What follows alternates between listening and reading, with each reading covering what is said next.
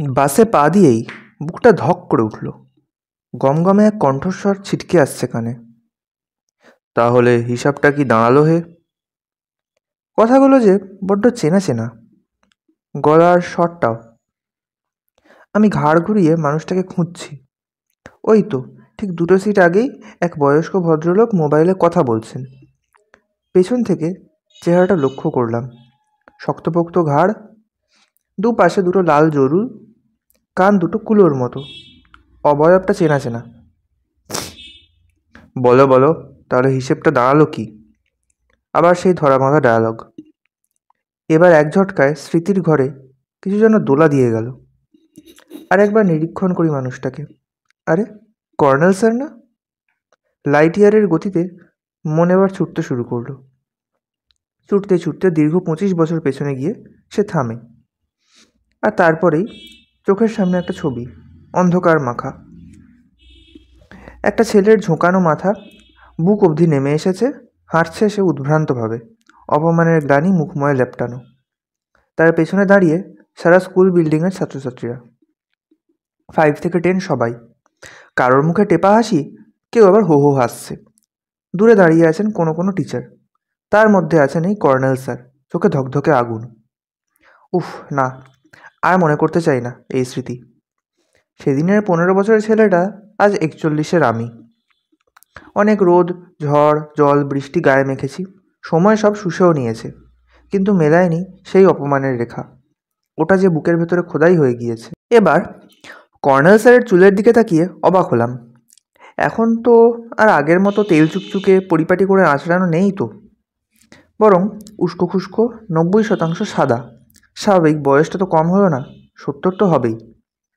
মনটা হঠাৎ বিদ্রোহ করলো। এই বাসে ওই মানুষটার সহযাত্রী হয়ে যাব না। ওনার প্রতি অগ্নিকুণ্ডের মতো একটা রাগ আজও নেবেনি। আশ্চর্য, মনে করতে না চাইলেও কেন যে ওই বিষাক্ত স্মৃতি উঁকি দেয় মনের মাঝে। বাসটা কখন ছাড়বে কাকু? কচি গলা শুনে ঘাড় ঘোরালাম। দেখি রাস্তায় দাঁড়িয়ে 2টি 10-12 বছরের ছেলে, পিঠে ব্যাগ, তাকিয়ে আছে আমার দিকে। খালি বাস দেখে উঠবে কি উঠবে না ভাবছে। কিছু বলার আগেই কর্নেল স্যার জানলা দিয়ে গলা বাড়ালেন। এই এই উঠে এসো, মিনিট 15 বাদেই ছাড়বে। স্টার্টারের থেকে খবর নিয়ে এলাম এইমাত্র। উঠে এসো জলদি, সব সিট ফাঁকা। পছন্দ মতো জানলার ধার বেছে বসে পড়ো। শুনেই ওরা দুধদার করে উঠে পড়ল, খুশিতে মুখ চকচকে। স্যার তাকিয়ে দেখছেন, হাসি মুখে জিজ্ঞাসা করলেন, অরবিন্দ বিদ্যাপীঠের ছাত্র না তোমরা? ইউনিফর্মটা চেনা চেনা। ওখানে সুরেশ পড়ায় এখনও? আমার ছাত্র ছিল। ব্রিলিয়ান্ট ছাত্র, কিন্তু ভারী নম্র। ছেলে দুটি মুখ চাওয়াচাওয়ি করছে। ওই নামের ওকে চেনে না বোধহয়। তা তোমাদের শার্ট এত কুঁচকানো কেন? জুতোয় কতদিন ব্রাশ চালাওনি? ইস, মোজাও তো নোংরা। এভাবে কখনো স্কুলে আসবে না। মনে রাখবে, পরিচ্ছন্ন শরীরে একটা পরিচ্ছন্ন মন বাস করে, আর মন পরিচ্ছন্ন হলে ভাবনা চিন্তাও পরিচ্ছন্ন হয়। একেবারে খাপে খাপে মিলে যাচ্ছে, সেই একই ফরম্যাট। ইনি কর্নেল স্যার না হয়ে যাবেন না। চেনা অচেনা মানুষ পেলেই শুধু শাসন আর জ্ঞান।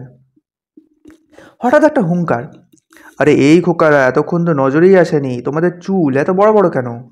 ছি, একেবারে মেয়েদের মতো কানের পাশে লতিয়ে নেমেছে। বাচ্চা দুটোর ভ্যাবাচাকা মুখ। স্যার এবার একটু নরম। শোনো, বাবাকে বলবে সেলুনে নিয়ে চুল কাটিয়ে দিতে। অজান্তেই আমার হাত নিজের চুল স্পর্শ করলো, আর তারপরেই সেই দগদগে অপমানের স্মৃতি একটা ঘূর্ণিঝড়ের মতো বয়ে গেল চারপাশে। কর্নেল স্যার তখন দীর্ঘ 3 মাসের ছুটিতে, একেবারে রেকর্ড ব্রেক করা ঘটনা। যিনি জীবনের একটা দিনও ছুটি নেননি, তিনিই কিনা উপায় নেই, মারাত্মক এক চোট পায়। অতএব ডাক্তারের ফরমান জারি, একেবারে 3 মাস বেড রেস্ট। কিন্তু খবরটায় আমরা উল্লসিত। এতদিনে বুঝি আবার নতুন করে স্বাধীন হব আমরা, যথেচ্ছ স্বাধীন। টিফিন টাইমে বেঞ্চ বাজিয়ে গান, দরজায় শিকল তুলে নাচ, ছুটির পরে পেছনের মাঠে বল পিটিয়ে খেলা। ওহ, কত কত পরিকল্পনা! যে কোনো হুল্লোড়েই আমি টিম লিডার, তাই পরিকল্পনাগুলো সব আমার মস্তিষ্ক প্রসূত। তাছাড়া স্কুলে আমি এক্সট্রা সুবিধাভোগী। বাবার পরিচয়টা মাথায় হেডলাইটের মতন চলে কি না। শিবনাথ পাল আমার বাবা। এলাকায় তখন বিশাল প্রতাপশালী। 3 বার ইলেকশন জয়ী হয়ে কাউন্সিলরের পদটি দখলে রেখেছিলেন। আমাদের স্কুলেও খাতিরের শেষ ছিল না। প্রতি বছর মোটা ডোনেশন দেন। তার ছেলে আমি, একটু হনু টাইপ তো হবই। তবে কর্নেল স্যারের সামনে সেই হনুর লেজ খসে যেত। ভয় একেবারে কেঁচো। লোকটার চোখ যেন শ্মশানের চুল্লি, সবসময় ধকধক জ্বলছে। তা 3 মাস, বড় কম সময় নয়। আমার চুলের মাপ বোধ হয় ঘাড় পর্যন্ত নেমে এসেছিল।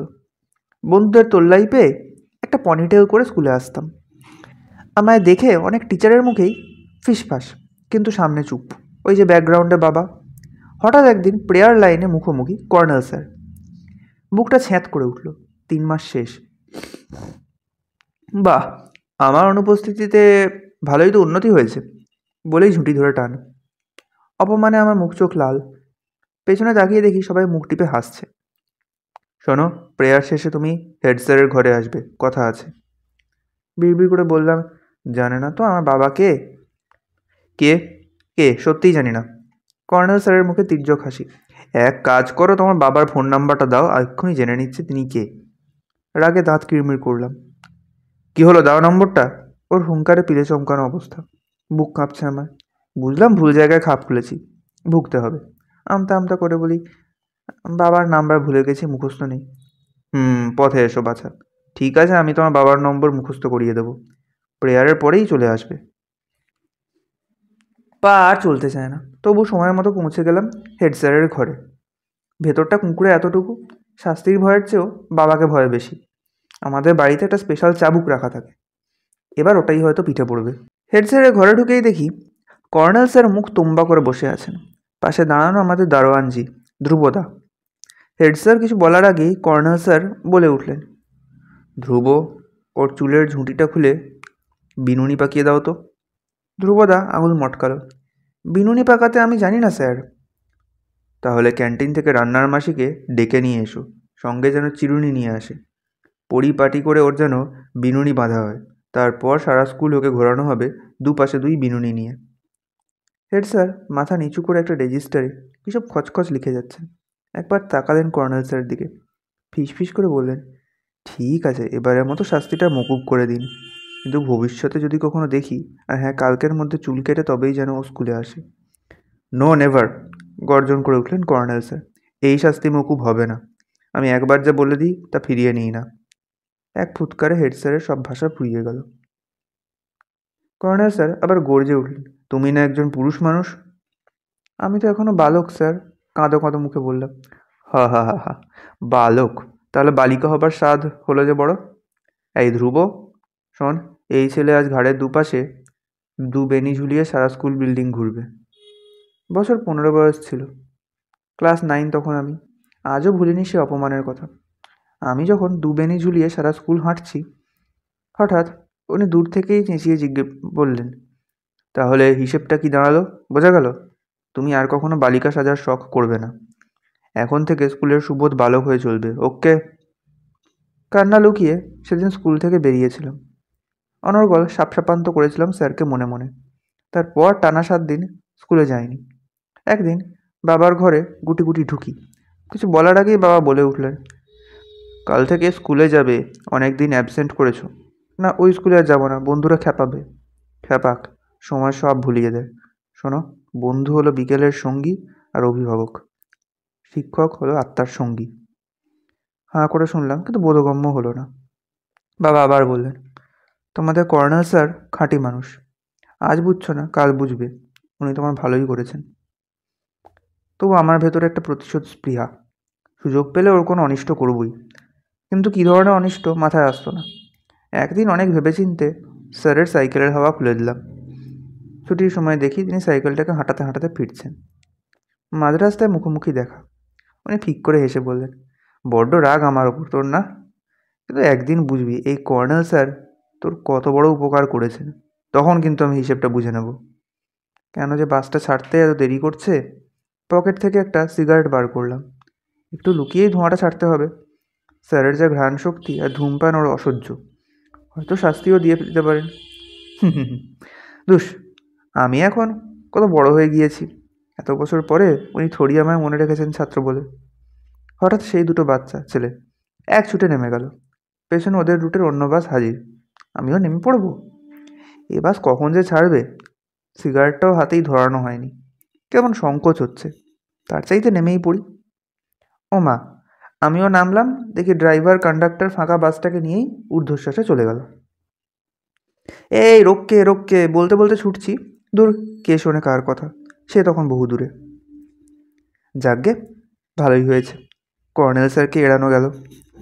অস্বীকার করব না, আজও মানুষটাকে দেখলে ভেতরটা কেঁপে ওঠে, আর সেদিনের সেই শাস্তি। কিন্তু পরের বাস যে আর আসে না, কি হলো ব্যাপারটা? হঠাৎ সব উবে গেল নাকি? ওই তো, যাক, একটা অটো আসছে, উঠতে যাব। বললো ভাড়া ডবল, ঘুরপথে যাব। কেন? সামনের রাস্তা বন্ধ, কিছুক্ষণ আগে একটা বড় অ্যাক্সিডেন্ট হয়েছে, ব্রিজ থেকে একটা বাস পড়ে গেছে রেলিং ভেঙে।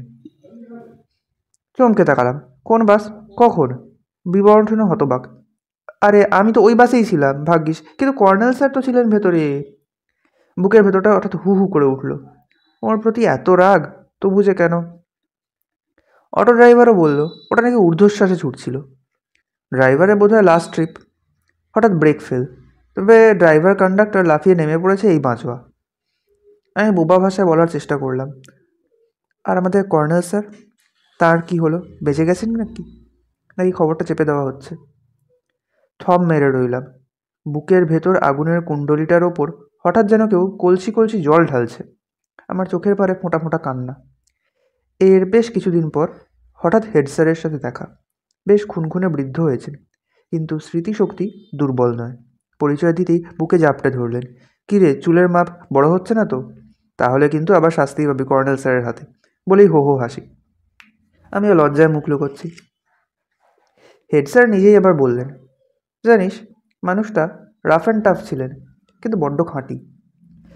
কত জুয়েল ছাত্র তৈরির কারিগর ছিলেন, বেশি দিন বাঁচলেন না, বড় আফসোস হয়। 10 বছর আগে চলে গেলেন। কি, 10 বছর? হ্যাঁ, একটা বাস অ্যাক্সিডেন্টে, ব্যাঙ্গালোরে। মাথায় গুরুতর হেমারেজ হয়েছিল। আমি স্তম্ভিত। তাহলে কয়েকদিন আগের ওই বাস অ্যাক্সিডেন্টে কী ঘটেছিল? সেই যে ব্রিজ ভেঙে? টলতে টলতে বাড়ি ফিরলাম। কোথাও কি ভুল হচ্ছে? আমি কি অন্য কাউকে সেদিন ভুল করেছিলাম, কর্নেল স্যার ভেবে? না না, অসম্ভব। সেই একই চেহারা, একই গলার স্বর, একই রকম ছাত্রদের প্রতি আদেশ ভঙ্গি। সেদিন উনি ছিলেন বলেই তো আমাকে নেমে পড়তে হলো, নইলে আমিও... ধুস, সব কেমন গুলিয়ে যাচ্ছে। বাড়ি ফিরে ঘর অন্ধকার করে বহুক্ষণ শুয়ে রইলাম। ঘুমিয়েও পড়েছিলাম।